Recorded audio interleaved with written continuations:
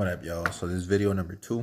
I'm gonna show you guys how to actually break down your guys' calories and how to create how to find your macros. That way you could create a meal plan around your macros. That way you can continually and track your weight loss.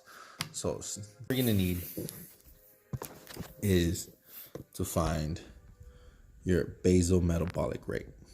Now for me, the easiest way to find your basal metabolic rate, especially if you don't have a gym right now accessible where they could actually do your in-body fat percentage, which would be much more accurate than this, is go online, you find a BMR calculator, and you fill in the information it asks for. It typically asks for age, height, and weight.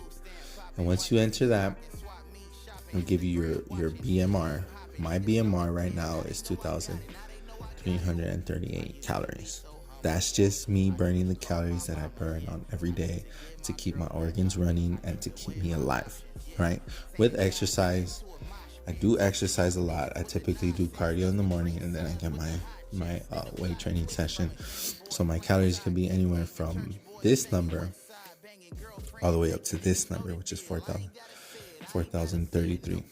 So these are my two numbers, but my diet plan goes off of this number because I do work out. So if I was to create a plan for myself, I would consume this many calories, leaving me in a deficit of 1,500 calories. And this deficit, if I continue this plan every 3 days, I should lose about a pound and something. But once you find your deficit and you find the number that you want to eat every day of your calories, which is this number, you continue by breaking down your macros. And how you complete your macros is first you always start with protein, because protein is the most essential macro that you're going to need. And if we want to do weight training and keep your gains that you already have, you want to start with your weight. So I weigh 270 pounds right now, and you want to consume 1 gram of protein per pound of body weight. So for my body weight, I want to consume 270 grams of protein. Now once you get this number, you multiply this number by 4, because there's 4 calories in every gram of protein. And once you do that, you get this many calories from your protein. So these are the calories that you're going to get from your protein in your diet. So you take this number and you subtract it from your daily amount of calories, right? So you're going to get, for my meal plan, I'm going to get this number.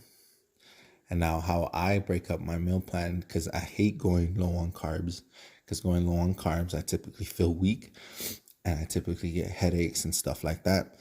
So I take this number and I divide it in half. So I'm going to get 710. Now these 710 are going to be the amount of calories I get from my carbs and from my fats, because those are the macros that I have yet to actually find. And to do that, you take 710 and you divide it by 6. And the 6, when you divide it by 6, you're going to get your fats. Now my fats, I actually worked out 118 grams of fat. For your carbs, you're going to divide it by 4. And for my carbs, I got 177 grams of carbohydrates. I have my protein, and one thing most people don't talk about is their fiber. I like to get around 56 grams of fiber per day, just to keep everything moving. Keep my digestion up, and make sure I don't get bloated and stuff like that, because nobody wants to be constipated. Now, once you have your numbers, these are going to be the macros for your day, right? And once you have your macros for your day, you're going to go through each number and you're going to divide it by 6, because you want to typically eat 6 times a day, every couple hours, every 2 hours, 2.5 hours. Once you do that, you're going to get these macros. So I got 45 for my protein, about 30 for my carbs, 19 for fats, and then 9 grams of of fiber. And these are going to be my macros per meal. These macros per meal